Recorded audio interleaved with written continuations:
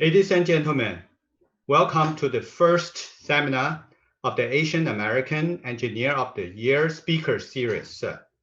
I'm Larry Wan, the host of today's event. First, allow me to introduce Raymond Chen, who initiated this speaker series. Raymond is the chair of the National Committee of the AAEOY, Asian American Engineer of the Year. He's also the president of the CIE USA San Francisco chapter. Raymond? Okay, first I would like to say hi to all the online audience. Greetings, welcome. Let me talk about AAEOY. AAEOY stands for Asian American Engineer of the Year. This award and the conference program is an annual event on the national platform to honor the most distinguished Asian American professionals with their leadership, technical achievements, and the remarkable public services. AAEOY was first introduced in 2002 by CIE USA as a part of the US National Engineer Week program. CIE USA local chapters take turn to host this annual event at the different cities across the nation. And these Asian American Engineer awardees have served as role models and the source of inspiration. And past awardees included 9 Nobel Laureates, many academic university scholars, major corporate executives, and 3 cabinet members, and also an astronaut. They also include many promising young engineers. So please make sure you check out aaeoy.org website to get to know more about them. Next slide. This slide particularly summarized what I just mentioned. Okay, please go to next. Though AAEOY 2020 was postponed to May 2021 due to the ongoing pandemic, we continued our activities to stay engaged with the community. In August, we just held an executive forum for AAEOY awardees and now this speaker series by inviting past awardees to share their knowledge and experience with our audience. We used 2020 conference theme for this speaker series, which is improving life beyond smart technology towards a smart society. And each guest speaker will bring their own unique topic related to the theme. Next. On behalf of the AAEOY committee, I would like to express our sincere gratitude to our current and past sponsors. Here is just a partial list of them. And also, many thanks to our volunteers who work hard to make this event successful. Now I'll give back the event to our host, Dr. Larry Wang. Larry is our current board member, former CTO at eTree, and the chair of the 2014 AAEOY. Hey, Larry, please take it away. Thank you. Hi, everyone. It's my great honor to introduce today's speaker, David Liu. Of course, David is an AAEOY award winner in 2017. He is the vice president of the AT&T, leading an international global team of more than 2,500 people, mainly working on the next generation SDN, software-defined network for AT&T. In his long and distinguished career, he not only has the achievement in technology, but also is very active in community services. He was awarded many times in various areas like AT&T's CIO 100 Award, the Chairman's Award from the IEEE Communication Society, AAEOY Award, as we mentioned earlier. Besides, he also, in the community organization, he was involved in AT&T's Inspire Asian, Oasis, and also Women of Technology. Of course, CIE in the Dallas Fort Worth chapter, as well as the Dallas Fort Worth Asian American Chamber of Commerce. And he was awarded the Corporate Leadership Award in 2015. With his distinguished career, he holds 50 patents, just updated from 48 recently. And most uniquely is that he's also a very acclaimed cellist. Next slide. So next slide, please. So his talk today will be the 5G, which is a perfect collision of mobile communication and software-defined network. The second part of today's event will be an interview on his personal story, a journey from musician to technology executive. So during the talk, the audience could raise your questions through the chat. We will select the most frequently asked questions to present to David after his presentation, and he will reply directly on that. So here, let's hand the stage to David's talk. David, welcome and thank you.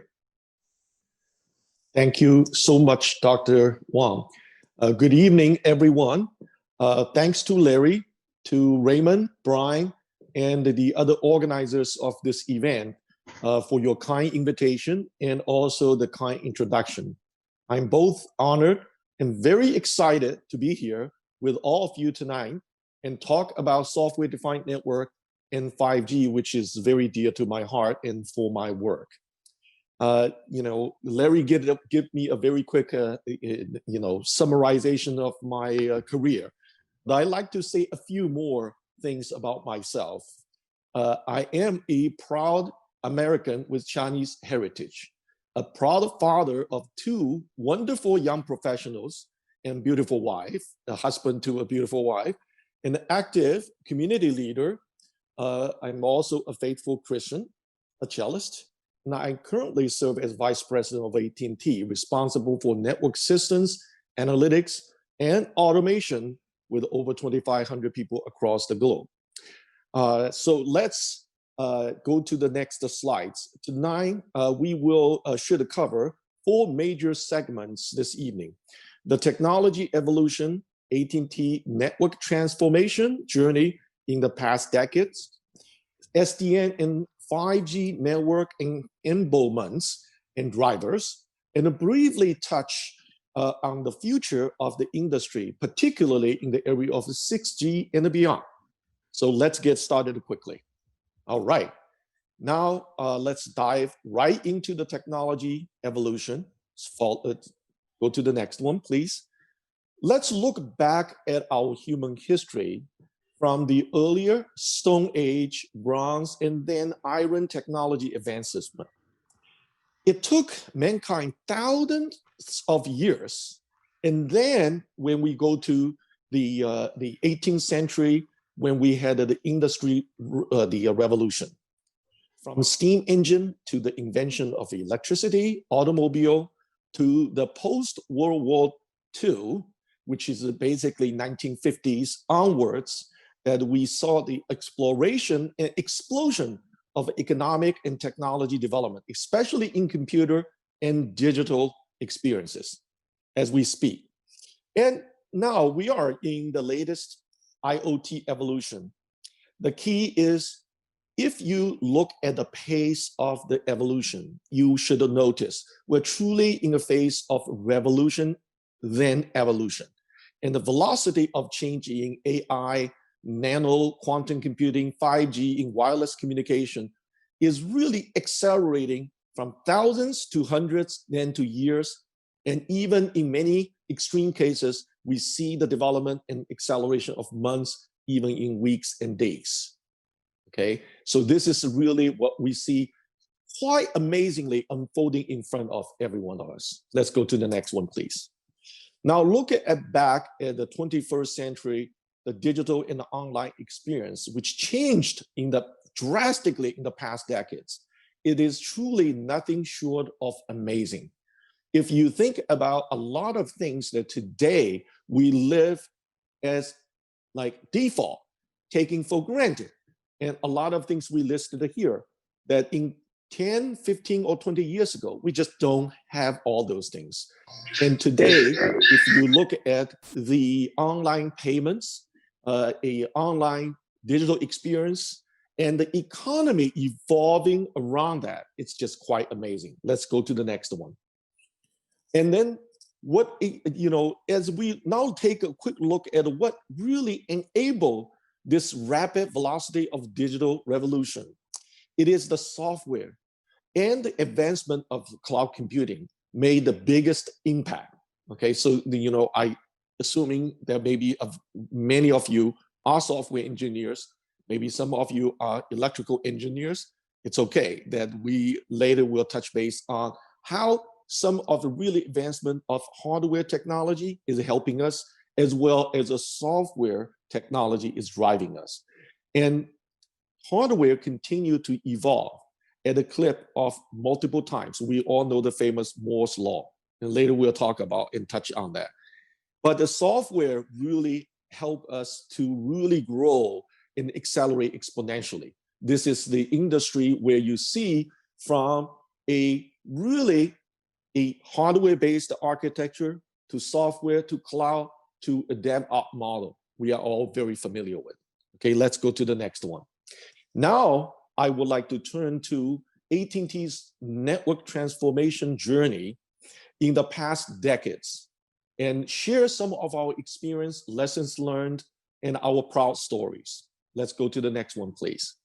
Okay, so now on this particular slide, it is harder to look at the small numbers, but let me summarize for you.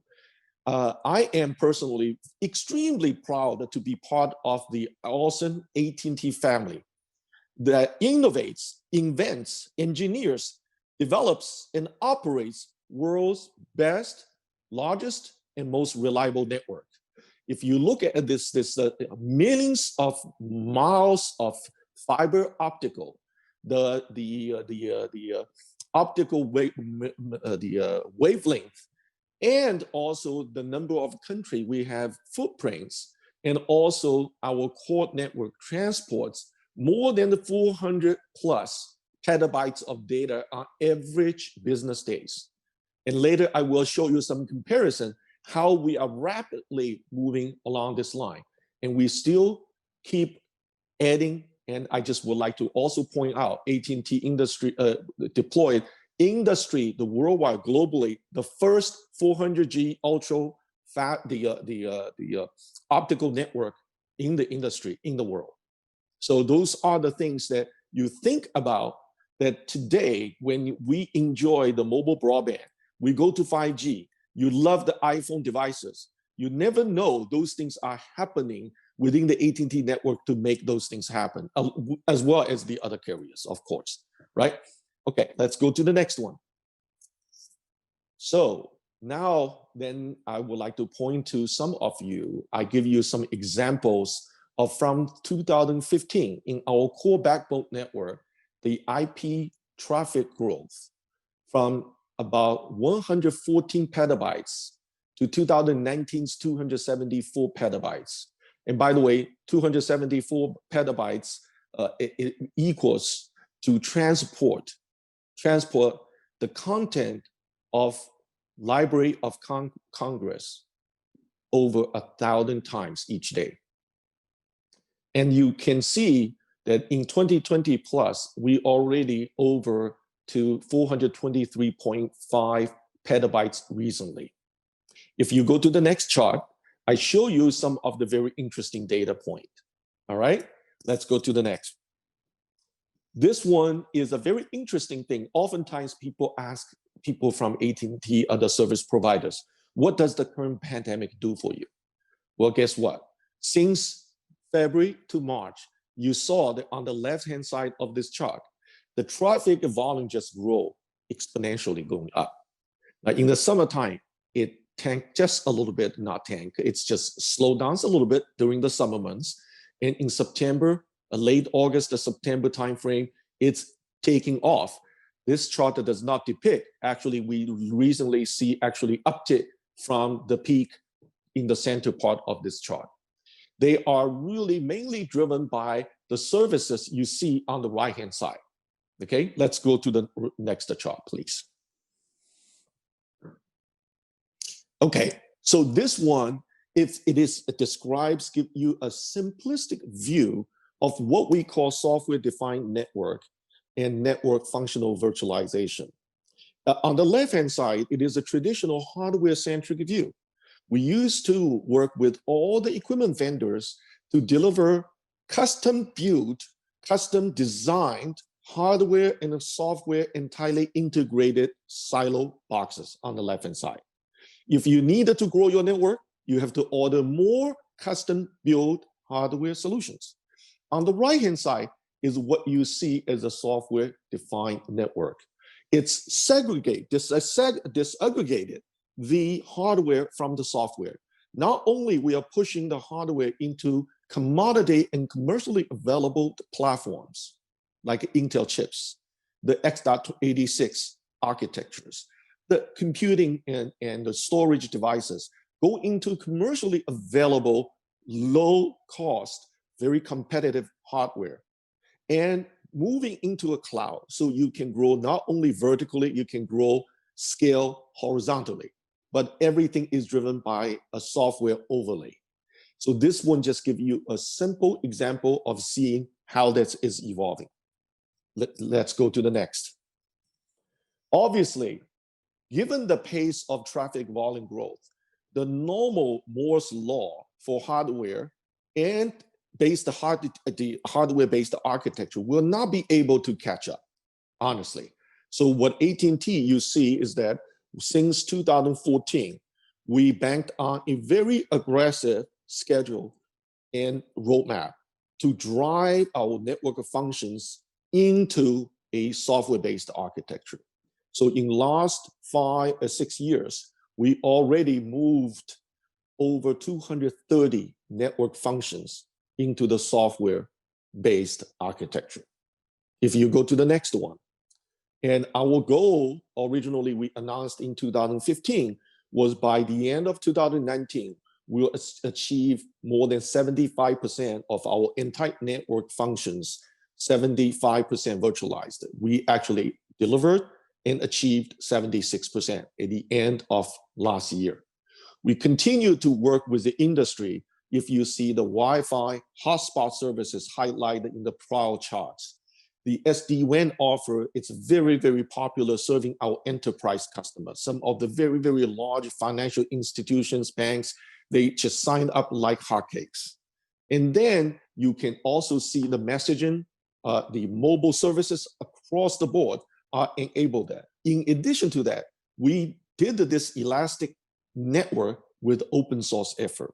So AT&T as a carrier, we went out to the industry, working with the community, developer community, with the open source effort, not only in the mobile space, you know probably is the initiative called Open RAN. Open RAN is a virtualization process for the mobility and RAN radio access network effort. We also worked very closely with Linux Foundation, and actually some of the most successful open source project under Linux Foundation has been in collaboration with AT&T, one of which I personally champion. One of my AVP actually served as a technical steering committee chairperson, Catherine Lafrey, for the ONAP, Open Network Automation Platform, is gaining the momentum and have more than 60+% of the worldwide mobile subscribers join our effort. And practically speaking, all the major network equipment vendors, the IT vendors, they all join our effort. So therefore, we are driving open source heavily in to help us to virtualize our network. Let's go move to the next one. Okay, this one is actually telling very simplistically the AT&T's future directions. If you see that on the left-hand side, it's what is really reviewed.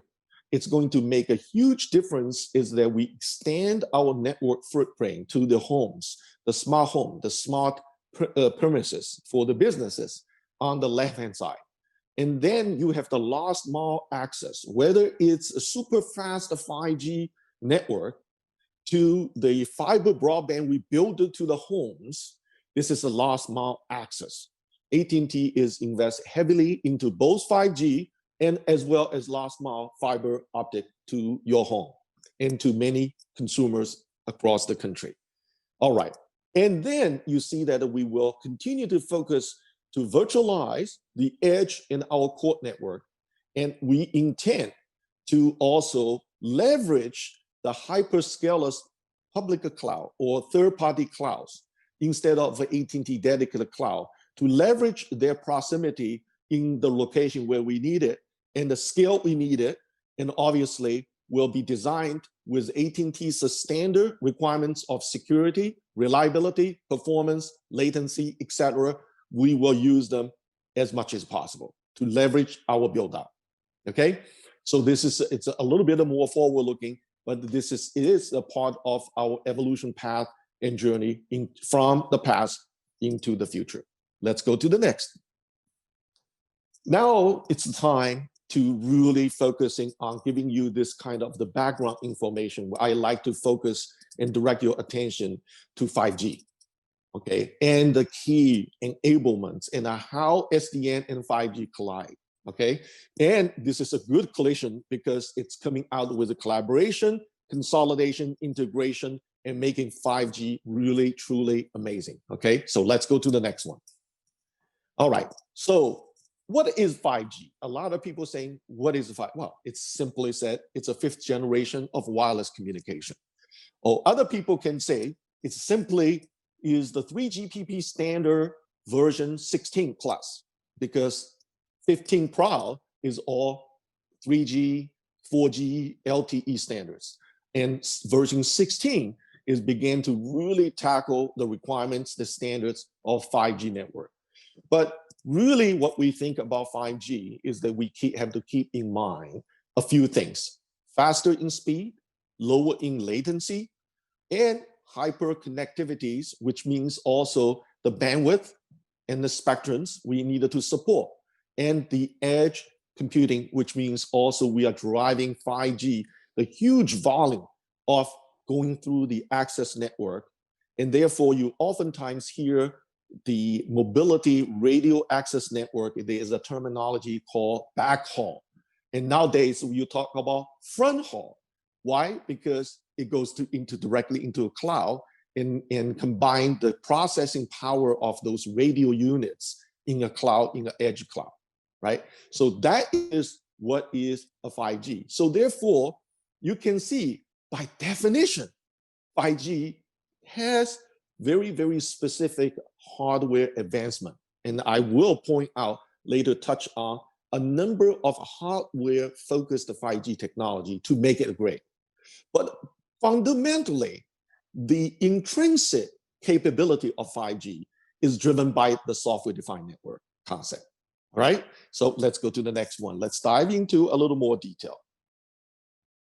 All right, so this one, this is one of my favorite chart, okay? This is the chart where some of you may not notice, but for those of working AT&T, I take a great pride in presenting this data to you. Since 2007, our mobile core network saw the data growth at 470,000%. Yes, 470,000% growth. Mainly driven by the LTE use case and now the 5G use case. And you see the industry is benefiting from it from the left, healthcare industry, the industry AI and machine learning driven type of analytics and robotics, banking industry, safety industry, transportation industry. But they are also so far is driving this really, really fantastic growth for us. Okay, let's move to the next one. All right, so this one shows you, give you a comparison, and many of us, probably majority of you that on this call don't even remember what 1G looks like. Okay, and the first recently I saw some picture of the first G cell phone network. It's literally bigger than a brick. I'm not kidding you not. It's just like a block of that big cell phone and have only 2.4 kilobits per second of speed.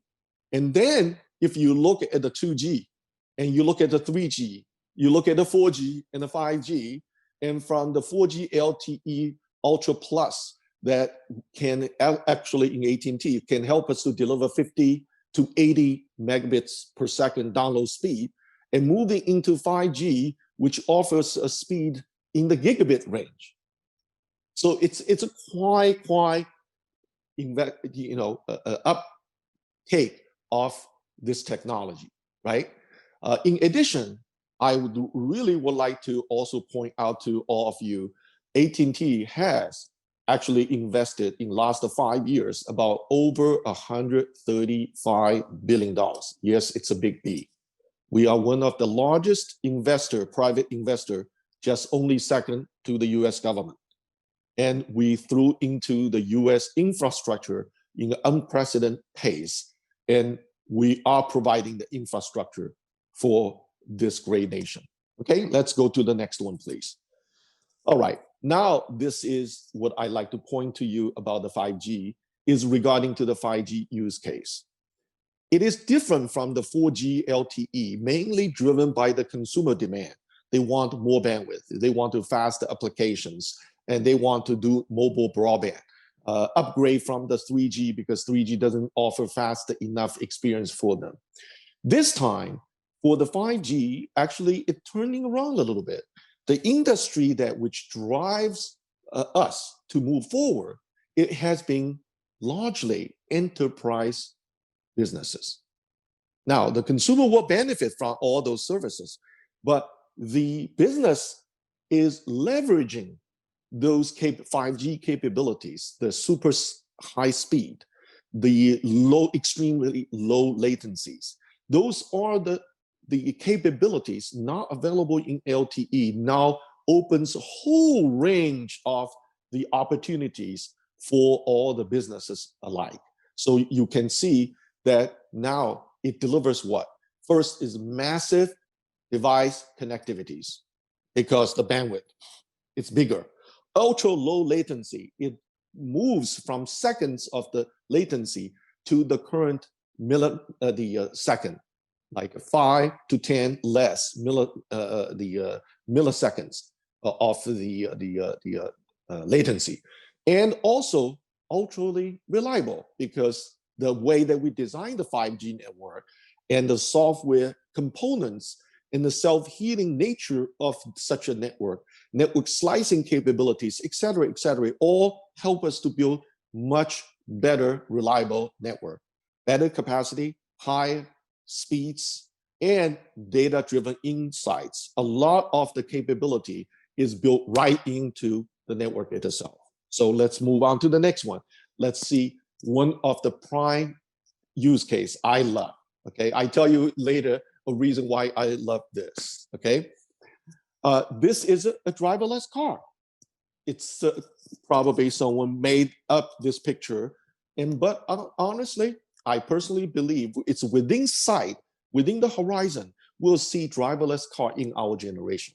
This is particularly good for me because I used to drive my parents around, and now I can comfortably say with this driverless technology, I don't have to bother my children. In my future, I use the driverless car, I go out and order it and go from here to there, the car will take me there, okay? But this is depending very much on the advancement of hardware sensors, okay? The video cameras, the super high resolution video camera that is installed on those sensors on the cars, but also the road conditions, the traffic ahead and behind, and communication provided by satellite and a 5G. Extreme latency is critically important in this. Another related traffic account related thing, use case we look at for 5G is with the super high speed with a high resolution download for 4K resolution, that we will enable the healthcare industry, the ambulance going to home, where they have less than 7 minutes to save a heart patient or a stroke patient. And when you have a remote best doctor around and give the instruction to save someone's life, the reliable communication, the speed of visual, and the latency to deliver timely instruction. So these are the couple of the quick use case I would like to highlight. Now let's go to the next one. This one is, I give you almost a roadmap from the lower left to the upper right is from the past, today, current, and into the future. And some of those technology, to those of you who are familiar with the communication industry, and especially the wireless industry, it will be very, very easy for you to understand. But I'd like to give you some simple example. If you look at the lower left corner, there is something called QAM, QAM 256. That means a bandwidth of 256 split of a QAM. This is basically, in our terminology, saying you needed to build a road, the wireless road, okay? And then you go to the carrier aggregation. The carrier aggregation is almost like you now build a highway. You speed up. Because the aggregation, you can move much faster and more content. You're building a highway. And then you go into MIMO, multiple in and multiple out output, and massive MIMO, and network slicing technology, etc. Those are almost equivalent of your expanding your highways, okay? This is the part of the work we do. And with the 5G technology, very specific to 5G, we are leveraging the millimeter wavelength, which is super fast, and also specially associated with beamforming technology. Those are hardware specific. It's not software specific. But the network slicing, the SDR, the software-defined radio-based cell site, the front haul, the back haul, the edge clouding, and eventually you go into a neural network. The network is selfly adjusted, growing in capacity, redirect the traffic adjustment, and you shut down the cell site if you don't need to use its energy, etc. All those things that moving into the futuristic neural network, it's all controlled by software. So it is this chart, I call it's a perfect collision of a hardware and software. And when you bring those things together, when you band our brightest mindset in the industry around the world, we have a brighter future for all of us. Okay, now, next one I would not touch a lot, just maybe just share with you. Let's go to the next chart, please. This one just gives you a sense of the examples of what we talked about from the user all the way to the back end of the network in terms of the sensitivity of the latency, the bandwidth, and the scalability. If you look at the left-hand side, from device to our edge of the network, which is the radio tower, it's the antenna on our radio cell tower. We want the device to have less than 2 milliseconds of latency.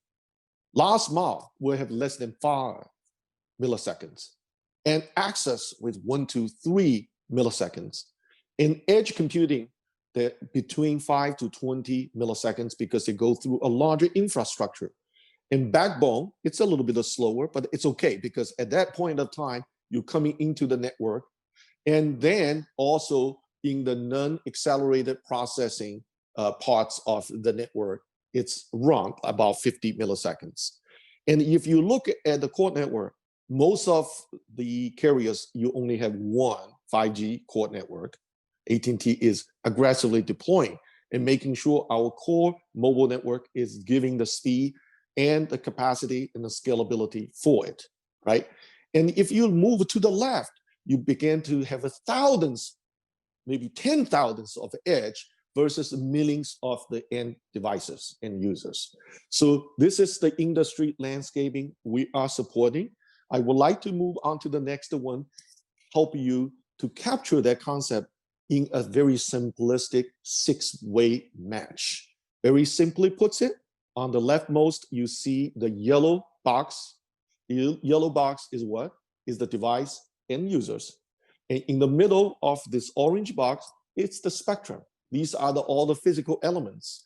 And then you go into AT&T's network presence, which is the radio cell towers, the radio units.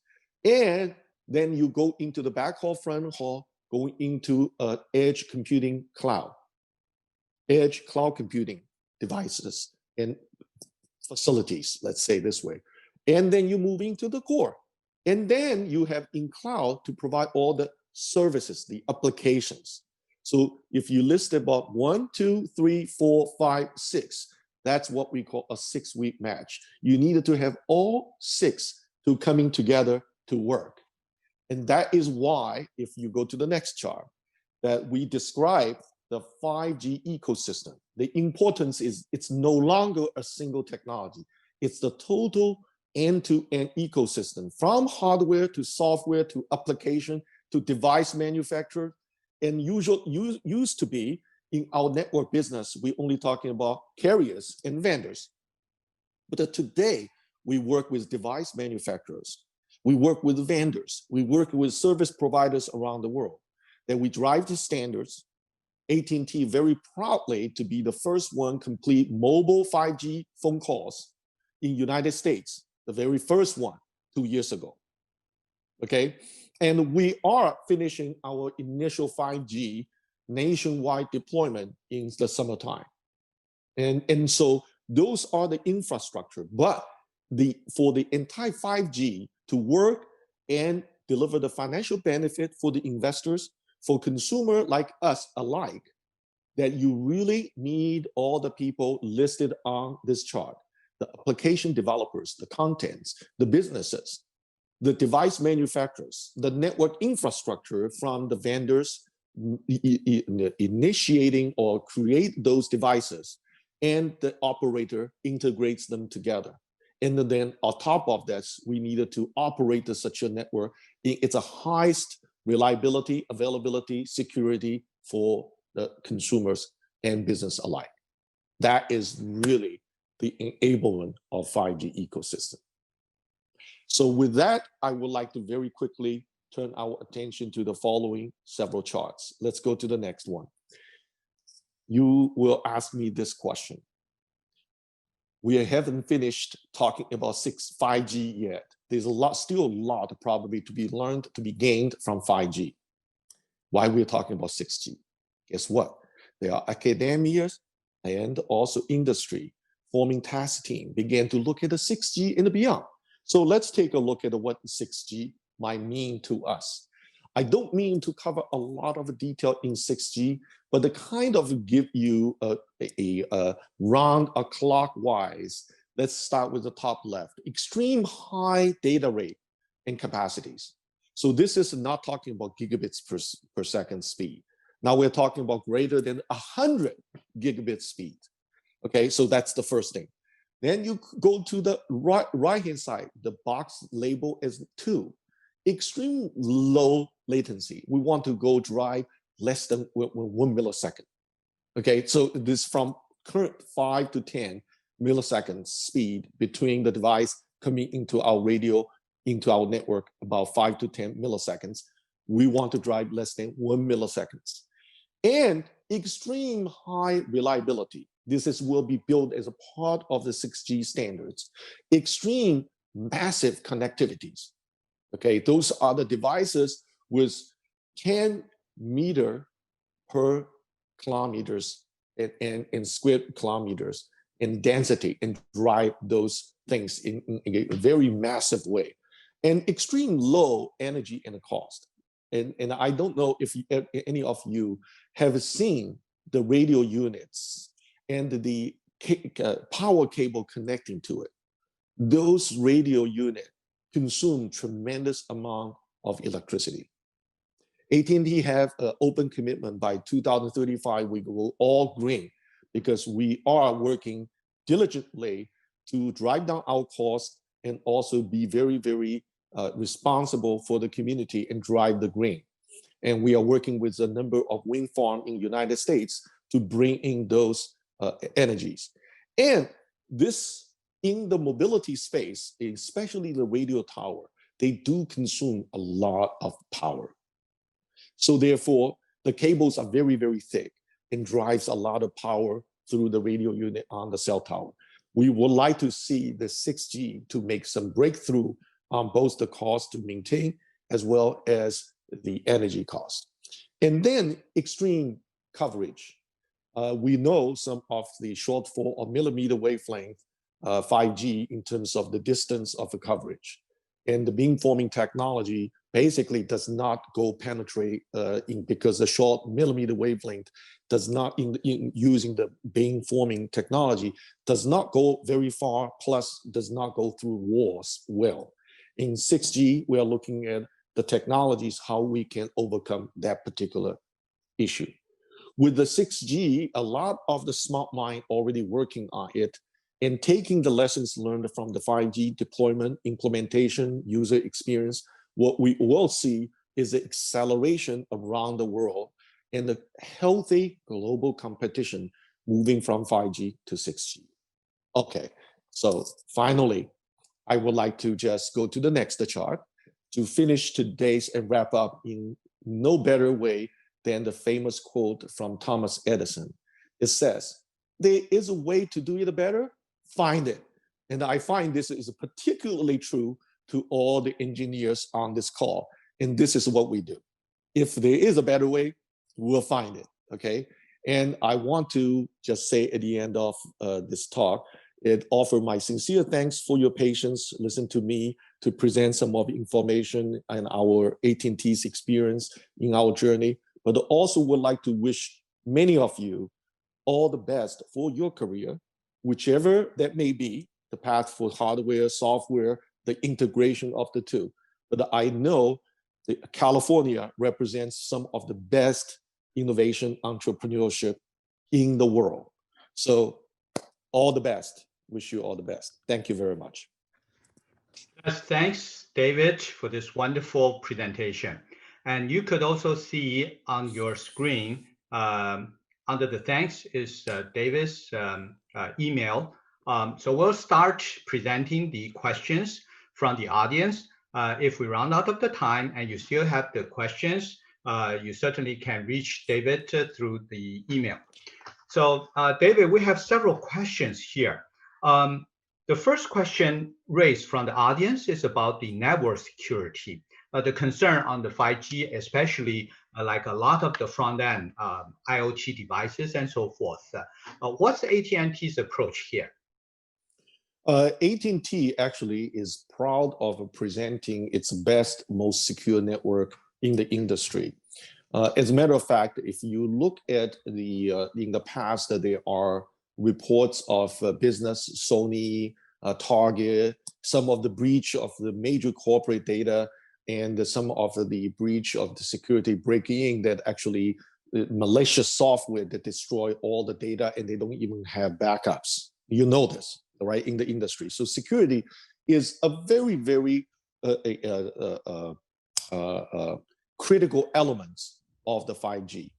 And AT&T fundamentally is promoting driving security by design, and security is part of our network reliability.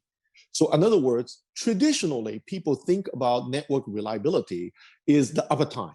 Okay, your network is built indestructible and you never go down. But in the modern cyberspace, the security is really becomes an integral part of our network.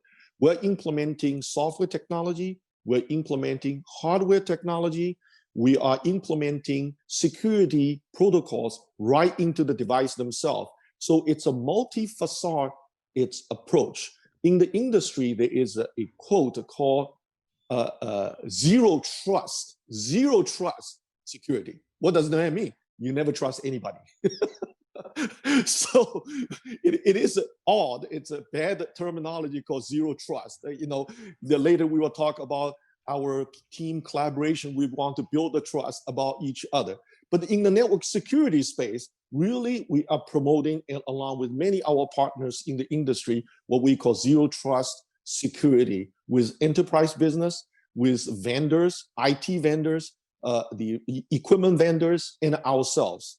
AT&T has some of the best security specialists in the industry driving those requirements. And we have a network, top engineers, inventors working with the network security organization within AT&T CSO to drive the future protection for consumers like us, and all of us. In the future, I would expect us, we individually, you and me, will have much better control. User control is the key. User control is what level of the security you needed to get, including your privacy. All right, thank you very much. Next question, in fact, was raised by several from the audience. The example is back to the early day of the 3G. Before the iPhone came out, the question always is, what's the killer application in order to occupy all the bandwidth? So in the 5G situation, even though it has, as you mentioned, switched the main targeted users to the enterprise, do we still need to be concerned about the killers application? From the early signs, what killers application does AT&T see so far? Yes. On the consumer side, a simple example I can tell you this killer application is a 4K and 8K. You know the AT&T's network. I can share you one of this piece of data. Okay, it's very interestingly, if we analyze our network traffic, it's close to 60% is controlled by the video traffic. The volume really going through bang on AT&T's network capacity is a video. And who is the largest band? the application is banning AT&T's network. Well, it's no surprise to anybody, any of us. It's number one, YouTube. Number two, Netflix. Okay, they eat live on AT&T. I'm providing those. Now, by the way, my children taught me to like only 4K. So I built a new home in Dallas recently. So I put in an advanced theater system. So my children already told me, don't that was like several years ago. Don't get anything less than 4K. So they only play for me all the 4K movies. And we all know 8K is on the horizon. Now you go back to look at the NBA, the historical legendary plays from the 1980s, from 1990s. Larry, you and I are probably very familiar with some of the superstars, okay? When you look at the screen, you say, gee, how it can be so vague, okay? Because you get used to 4K and 8K already. And by the way, all the 4K, 8K is going to the mobile. And if you look at the TV experience, it's all going into mobile and stream. And the stream video, and I think for consumers, stream video and 4K, 8K is a killer application. Just a simple example. But on the business side, I think health, transportation, and by the way, it's not only the 5G on the ground, the 5G in the low air spectrums. When you see that now we see the flying cars is coming along. You know that in Korea, they try the flying car manufactured in China, okay, just recently, flying car. So it's not too far away from us that we will have our own dedicated, helicopters, so to speak, go from point A to B without getting stuck in traffic. Well, you have a different traffic in the air traffic control, but those will be, to me, very, very large volume analytics required. The business will drive some of those use cases. Yeah, you will see more. Once you have this bandwidth, you will have a lot of the California smart people and Texas smart people and New York smart people to develop a new application for us. I'm sure of that. Yes, definitely. We've heard a lot of brilliant ideas leveraging on that already. Yeah. Following question also is interesting. What would be the killers application that you see that would be using the 6G you touched on, but not to be able to technically supported by 5G? This is a really, really good question. And I think that, first of all, we still have plenty 5G challenges ahead of us, honestly. A lot of them that we have to overcome in the next 3 to 5 years to make 5G really, really good. And also the use case of adopting 5G is slightly behind. I think the killer application will be in the 100 gigabits per second speed is when once we experience the home ubiquitous gigabits per second speed. And many of us, we today still only have maybe 15, 30 megabits per second broadband access to home. And today, many of you also have your home TV, stream TV, all going through the same broadband. If you look at the industry the industry data, when you look at what really people would need, it is telling us the families is going to be soon to demanding whether it's a fixed wireless using 5G or the fiber to home at a 1 to 10, maybe tens of gigabits per second speed. So therefore, 5G has its own limit to reach above the tens of the G's speed. So when that comes, the people will say, well, we needed the 6G to give us that speed. In addition to that, I do believe going from the 5G to 6G will offer us much more network slicing, network self-healing, the neural network type of a capability. They require super speed and super latency and build intrinsics within the network itself. So therefore, you don't need an overlay of the network capabilities. Maybe I work my team, myself out of the job because a lot of our analytics will be part of that 6G network instead of overlay on top of the 5G network. So that would be some of my answers to this question. It's a very good one. Nobody knows it yet. No one have a clear crystal ball, but there are a lot of smart people trying to look at what is the shortfall on the 5G and kind of drive the 6G requirements. Yeah. Understand. So while we are on the 6G, the audience also raised this question. We know the Moore's law in the semiconductor industry. With the 6G, as you're showing in the slides, rapid increase by a large factor, order of 10, order of 100. Do you expect similar to the semiconductor industry feeling the pressure on the physics limit? Would 6G also face the limit? And would semiconductor be able to support the goal of the 6G? This is also a very excellent question. I really love this community. Okay, people are super smart. Yes, I think that when the nanotechnology reach right now we are moving from 28, 14 nano for semiconductors go to 7 and 5. Well, I'm sure that very soon people will coming out with 3 and 1. And then once you reach the 3 and 1, then you can reach 1/10 of a nano, right? And you go to the next, we will create a new industry terminology. I learned that at the time of the big data, petabytes supposed to be very big. And then you have terabytes. And now that you have zettabytes, okay? That's a new terminology every time we create. So in hardware, I am almost because I'm not specialist in hardware, I would expect it will continue to develop and evolve. On the other side, you also needed to look at the breaking through technology. This is a good checking point. I just saw last year, maybe earlier this year, Google came out with the quantum computing prototype.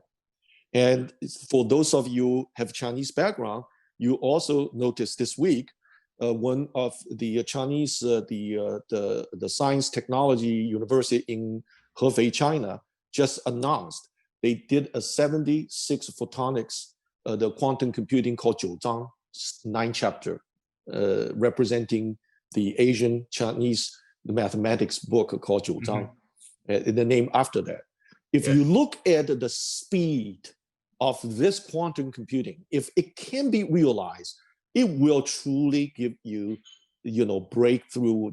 You really now is not talking about from 7 nano to 5 nano to 3. You are looking at the order of the difference. So I know there's probably a lot of challenges, but this is probably for a lot of the hardware and the software engineers. If you envy for a breakthrough in certain area, I think quantum computing will be the next one on the horizon, helping us to improving our life. And that itself will eventually help us to develop something that in next 50, 100 years, what we call brain in the cloud. I never believe it can be done because you just think about how much of things is going on so fast in our human brain. But when the super quantum computing capability comes, and I really believe the network needs to have that kind of 6G, 7G to support us, and you probably need more new breakthrough technology like a quantum computing as an example to help us for the future. Thank you.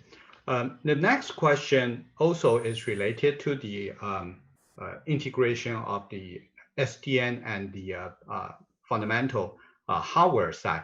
We know that the millimeter wave will be an important part of the 5G standard, but it has a lot of the unique features, even though it offers much faster throughput and so forth. How do you expect that with these unique features in the millimeter wave from the hardware under 6G and millimeter wave to be run under the SDN? And how do you coordinate all these different features? Yeah, this is also a very thoughtful question and it's a loaded question. We all know for 5G millimeter wavelength, it comes with its own shortfall. For example, if you use millimeter wavelengths at 10 meter, you probably can get to a speed of 30 gig speed. If you go to 1 meter, you can go to the speed of 300 gigabit. Okay, so when you can think about hundreds gigabit speed going to 6G, right, using the millimeter. But the shorter the wavelength it is, by law of physics, it cannot reach far. The frequency is much faster, but you cannot reach as far. And the beamforming technology itself has its own limitation. It just doesn't go around a building. It goes straight and get blocked. So that is a challenge I do expect in the years to come. You will see significant breakthrough to make the beamforming technology used to be in the lab for 250 feet. In practicality, is 50 to 100 feet in the industry deployment, and some of those physical limitations will be broken. You know, every other year you will see this thing to advance. From a practical perspective, you really need to have the millimeter wavelength, the projection or the beamforming technology to reach much farther than today's distance to make it viable for a very large nationwide deployment. Now, therefore, all millimeter wavelength we talk about today in deployments are all in the very dense populated areas. That's the use case.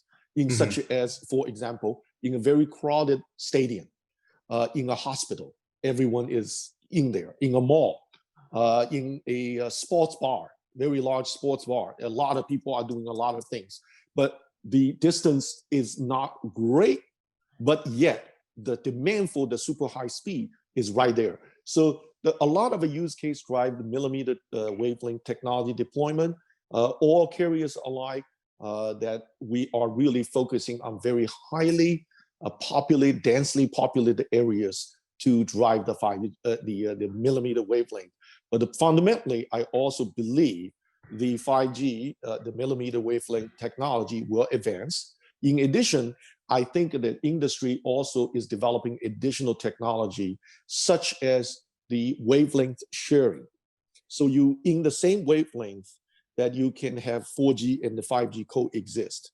And also the 5G in the lower sub-6 spectrums and coexist with 39 plus gigahertz. In US in particular, we have some challenges because the bandwidth between the 6 gig above and 39 below is reserved for our government and militaries. So in other countries, they may not have as a issue that like us. So we have to do our millimeter wavelength commercial deployment or either above 39 or below 6. 6 gives a lot of a good coverage in distance, but speed-wise, it's not comparable to 39 plus.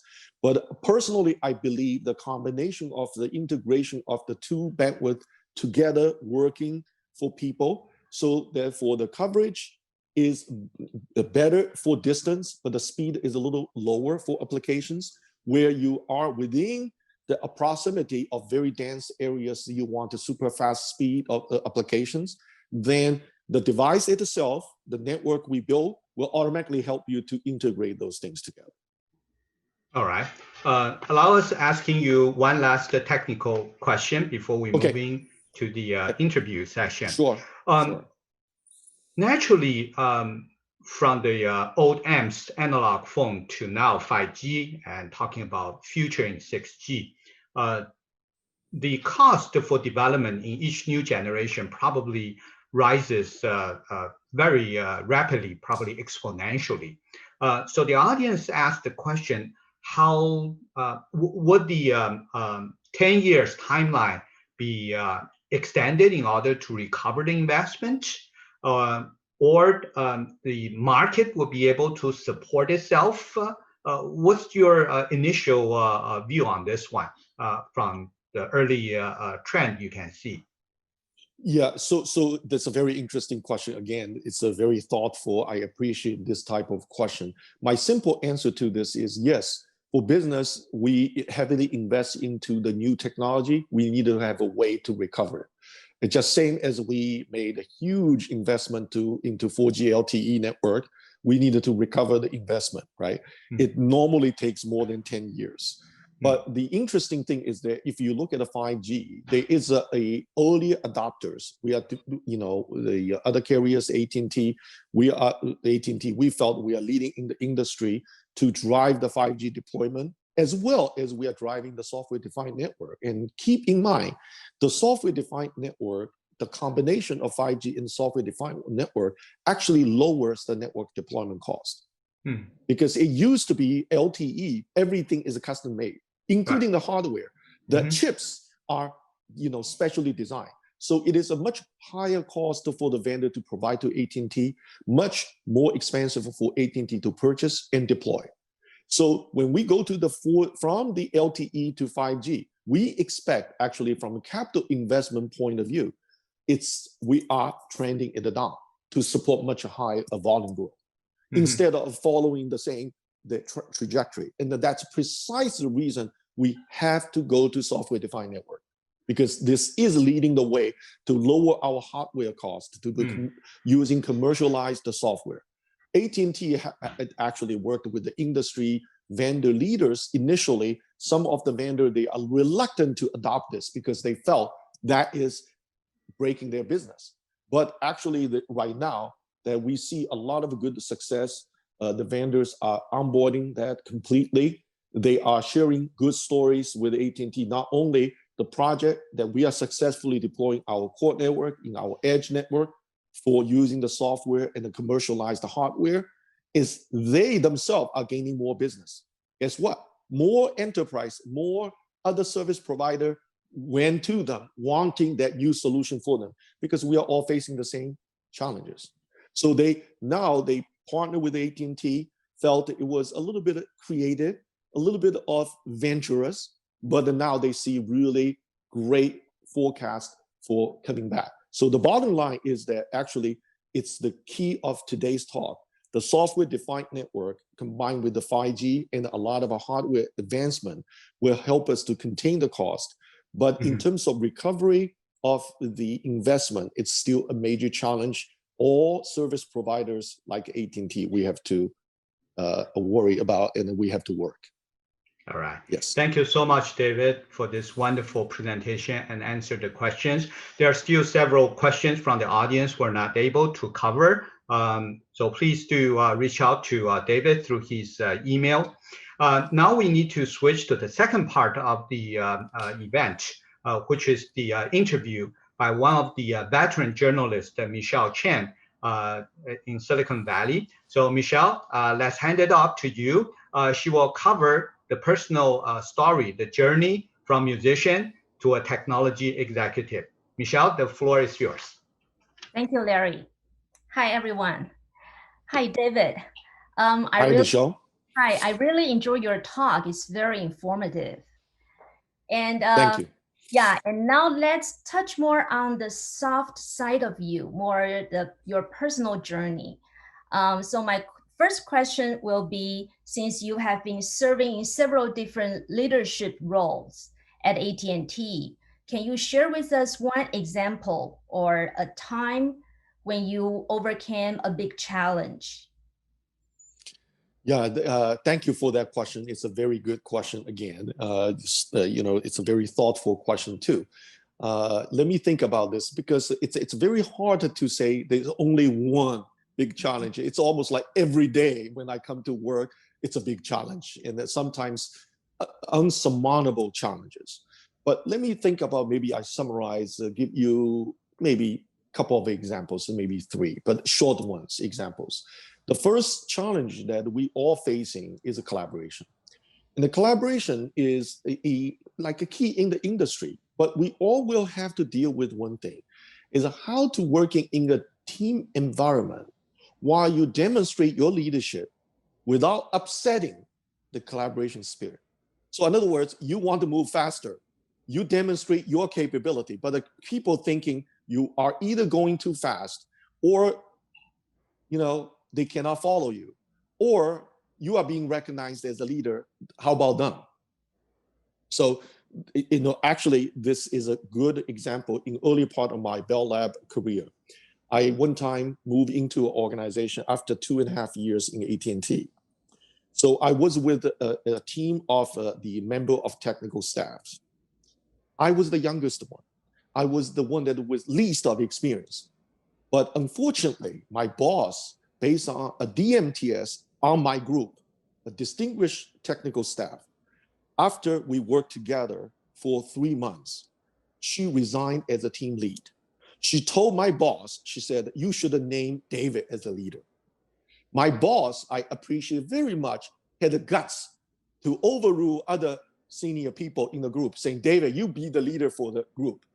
And you think about what I have to deal with when I look at all my 7 peers in the group, except that DMTS give me unequivocal support, because she saw the capability in me and the leadership in me. She said, I cannot handle it, boss, just go find David to do it, okay, to lead. But other people, they don't. So this becomes one of my earlier lessons, how to overcome this. And people look at you like this, or people talking behind your back saying, how did David to really please the boss, to have the boss name David to be the leader instead of us.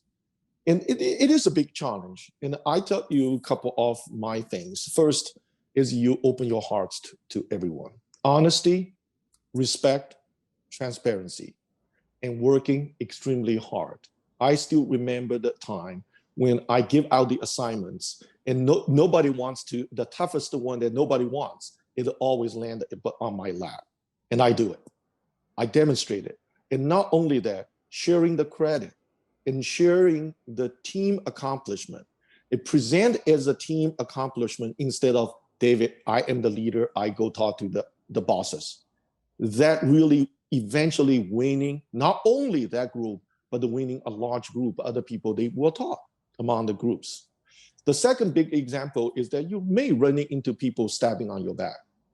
It is very common in a large corporation that people are not happy with you because you are advanced faster than you are, and they began to talk in your back. I ran into a scenario where in a meeting, people openly stabbing at my face, not only stabbing on my back, and stabbing on my face, and how to do it. And I tell you, the simple answer to that is you take the high road. You do not fight fist for fist, eye for eye.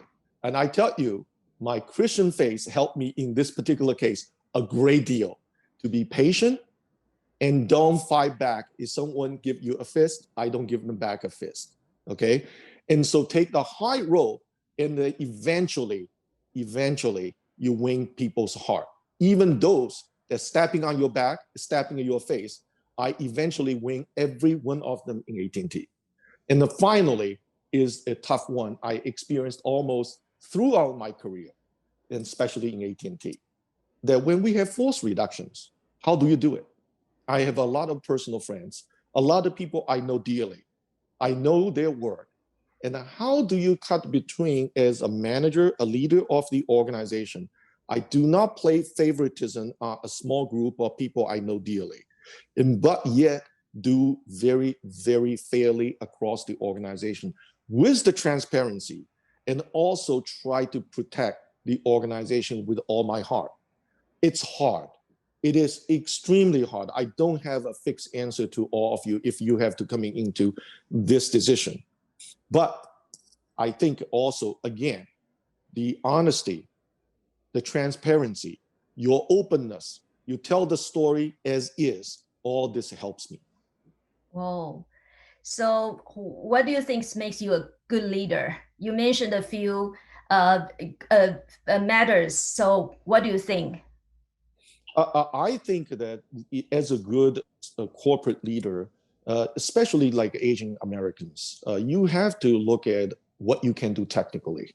I do not want a promotion that therefore our executives saying, hey, David got here because he's a minority. He is a person of color. No, they know me, what you can do, what you can achieve, what you can deliver. As a matter of fact, within AT&T, I have the reputation to deliver my commitment, and I care about my customers. Okay, do a good job. Second is also largely for the organization. You have to be very, very honest with your group, and you keep opening, and also you energize people. It's always very good to focusing on, complaining about the past, the force reductions or whatever. You needed to offer hope for people. And oftentimes I find out, big, large corporation, oftentimes after the downsizing, and the company comes back saying, we still needed to go forward. And can we do some more transformation? Can you do things drastically different? Well, there are more interesting innovation and creative work you have to do. And in that case, that how do you engage the remaining team, rebuild the team, and help the people to grow in their career in a very difficult time? That over the time, people tends to offer their support for me as well.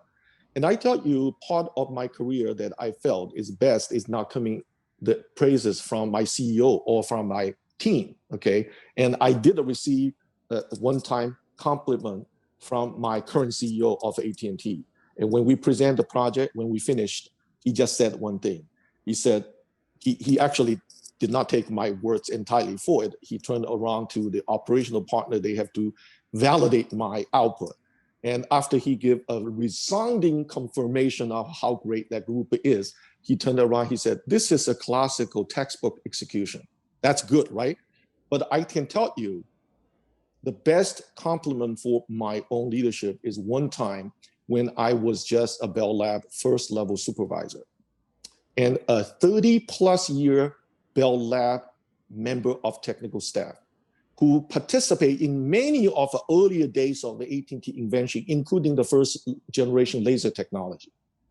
He voluntarily sent a note to my vice president during that time, without me even knowing it. He said that David is my best supervisor in my Bell Lab career. And my vice president turned around, sent me a note saying, David, this is the best reward you can receive. Yeah, great sharing. So David, if you like to hire anybody, is there any particular soft skill you are looking for, or any X factors? Share with us. Okay, soft skills. Let me think about this. There are a lot of soft skills, and summarize back to really the personal character. There's a character-based leadership model talking about you want to be a leader, you needed to be a role model in everything, okay? That's basically what it is. But let me just maybe address to this audience two very particular capability or skills I really think very, very critical. The first is the communication skill. And you won't believe this. I would not say David's English is the best, because I was born and raised in China. I came to United States when I was almost 20, okay? But, so therefore English is my second language. So many Asian American will say, complain, because English is not my first language, so by default, I'm not good at English communication. And I tell you bluntly and frankly, I don't buy that. You can practice, you can learn. But on the other side, that doesn't matter what language you are. They are capabilities that you need to acquire and develop as talent, how to deliver succinct, precise messages. Okay, I tell you, even today, I help the native-born American English-speaking people in summarizing their best work in less than a few words. Constantly. But initially, even my chief of staff, Jennifer, knows. Every time when the things is submitted to me, it's like 3 pages. So I push them back saying, I only need a few bullets. I told you guys I need only a few bullets. And then they come back with a half-page long paragraphs. And then I go back again. I said, I only need 2 bullets. And I give them very specific thing. And then they fall apart. They don't know what to write. And I spend with my current organization a fair amount of time to write for them until they get it. Because the what we call it, the communication is not the language. It's how do you describing and tell a story. So I offer some of the practical aspect to practice. One is constantly practice what we call elevator speech. In less than 20 seconds, if you run into your CEO of the company, he asks you, hi, how are you, Larry? What you have been doing lately? You say, oh, that's a great opportunity to get the visibility. But my mouth is sealed because I don't know where to start. And I have so much I want to tell them. And I start with the back end of the story, give all the backgrounds. And he's stepping out the elevator. You did not tell him anything. Okay, so therefore, but this is a practice. Some people, they're super good at, communication, but here is what you can practice. Practice constantly think about how to present your best work, most impactful work, talking about business, talking about simplistically how complex is the work, how difficult to achieve the work in less than 20 seconds. This is a good exercise. The other one, I learned a trick from a corporate America executive who actually used to be this executive vice president of AT&T, Lucent Technology. Eventually, she became Carly Fiorona. She actually became the CEO of Lucent and became CEO of HP. And one time on the plane, I read a journal. It described her experience, and people interviewed her, saying, how did you develop your communication skill? You seems to be very articulated.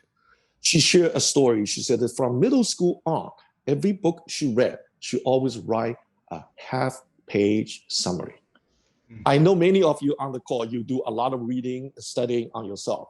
After you read, whatever you read, write a short paragraph, couple of a bullet summary to practice, to deliver that capability. Communication is important. The second capability I would look for the soft skill is empathy. With this country and our society deeply divided, I tell you, there is nothing more important than empathy. We all know the word called sympathy.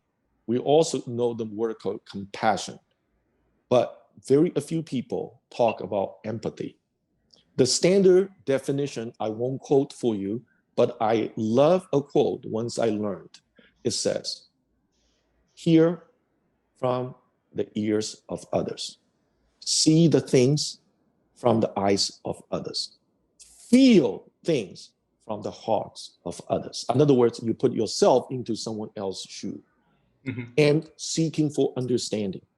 And this is also most likely you're talking about 7 habits for leadership. People talking about seek to understand first before you make any conclusions. I think empathy is a character that if we continue to build, it will serve you so well as a corporate leader. And whether in your individual technology work, working in a team environment, or become a team leader, or become a corporate executive in a technology company, in a business company, I think empathy will take you far and serve you well. Thank you, David. I wish we have more time, but now it looks like we need to jump into the last question. So David, my last question for you is, If you could choose, would you rather be a musician or a high-tech executive? I tell you, I give you two answers. The first answer is because this is recorded. It may get back to AT&T when my boss listens to it. Of course, I like AT&T job better. It helps me to pay my bills, send my kids through college, and etc. I love my engineer work. Don't get me wrong. But if I get a free choice I want to be, I want to be a musician, because in my passion, I list three of them. The engineer never was on the top of that three. First is music. Second is history. Third is medical science. I want to be a doctor to help people. But today I'm doing engineer work, which is outside of these three, which is good, allow me to give a lot to AT&T and to my job, but also sometimes constant remind me, David, this is not what you love the most. So I come back to my church work, my commitment and devotion to Jesus Christ, and helping people with my faith, my Christian faith. And this also helped me to remind in doing things differently. And so by David, the way, do we have the honor to have you be a musician today? Well, maybe as a short treat, let me play two short pieces for you guys on my cello, so you can enjoy a little bit of the cello what I do. I want to kind of talk about the two pieces I select as too short, kind of give you a flavor of what the cello sound like. Give me a few minutes to set up, and then I will play. One is on the first movement and the major parts of the introduction parts of the first movement of Olga. I wish I have time to play for you or the whole thing, but to give you a flavor of what the cello may be sounding like. This is one of the very, very cornerstone modern time cello concerto. And also I have a personal story because I fall in love with this concerto after I listened to the recording of Jacqueline Dupre performing this piece on the same cello when Yo-Yo Ma came to Ohio, and I was at a school playing with a professional orchestra. Yo-Yo Ma came to perform with our orchestra with the same concerto and played on the same Davidoff Stradivarius cello. And I tell you, this instrument is amazing because Yo-Yo Ma, during the breaking time, I went to his dressing room to see him. He generously offered that cello for me to play. He said, I just got this one from Jakey, and I put on one set of a new string. Would you play this? Let me listen to it. How good is this? And I would say, but I had a chance to play on that. So I love this concerto. I love the song. But let me finish this one. I introduced the second short piece, okay? Let me unplug the earplug and put into the speak mode and do the playing, okay?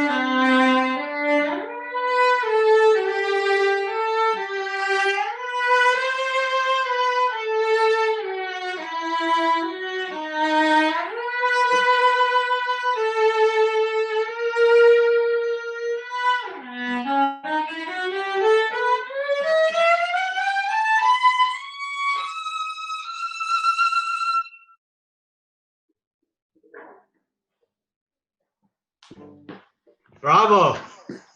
Thank you, Larry. I'm going to play for all of you, since this is a CIE, okay? Another short Chinese translation of a song, famous song called Jasmine Flower. I do like to say a few words about Jasmine Flower because this is, even though very famous, everyone knows it, but actually Jasmine Flower is a Chinese folk song, has more than 1,000 years of the history. According to Chinese recording, not the music itself, but the story about Jasmine Flower spread across southern part of China, as south as to Guangdong province, all the way to the central part and to the northern part of China. However, the first written version of the music appeared in the a cultural attaché, John Barron, from the very first British delegation to the royal Beijing court during the Qing dynasty time, Qing dynasty, Qianlong period, 1796. Yes, 1796. And also that the modern version that we know of was written and recorded by a young Chinese in 1942. And eventually he conducted first premiere in 1957 after he graduated from Shanghai Conservatory of Music. And this version is the one, the arrangement for cello I'm going to perform, as well as the same similar version performed by the famous Chinese singer Song Zuying during the 2008 the Olympics, as well as the G20, Hangzhou G20 by a famous Chinese violinist, Li Shiqing. And also, you know that the melody was adopted by the famous Italian opera master Puccini in his very famous Turandot, the opera of 1926. Okay, all right. Let me just try to play this one for you guys. All right.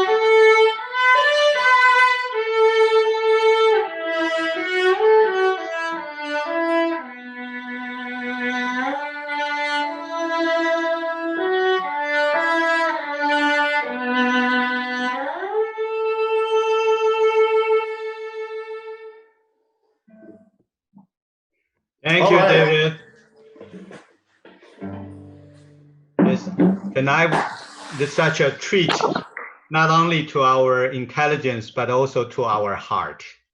And David, thank you so much. All the audience, let's thank David. I know this is a virtual one, so I only represent a lot of the message in the chat room to David. Also, I want to thank all the volunteers organizing and supporting this event, especially also Michelle doing the interview. And this ends our very first seminar in the speaker series of the AAEOY. We will have the next one in January, and we'll make the announcement in due time. So now it concludes our wonderful event this evening. Thank you, David.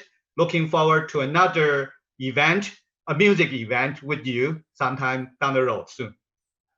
Anytime. Thank you very much, Larry and the organizing team. Great job. Thank you. All right. Bye-bye. Good night to everyone. Thank you very much.